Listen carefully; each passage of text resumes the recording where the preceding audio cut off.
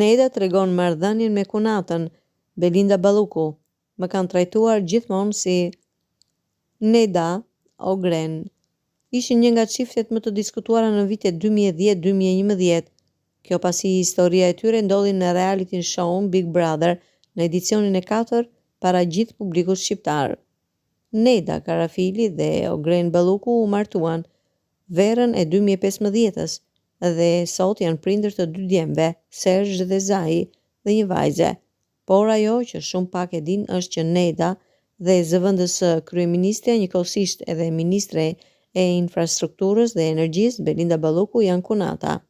Neda, edhe pse vazhdon të shfaqet ende në ekran e angazhuar si opinioniste edhe në Big Brother VIP Albania, shumë shpejt është përpjekur të mos flasë për marrëdhënien e tyre. E ftuar në një emision, Neda ka ndarë disa detaje më tepër mbi marrëdhënien e saj me kunatat, duke përfshirë zëvendës kryeministren dhe ministren e infrastrukturës dhe energjisë Belinda Balluku. Në intervistën e saj, Neda u shpreh se ndihet me fat që është pjesë e një familje që e ka trajtuar gjithmonë me respekt dhe dashuri.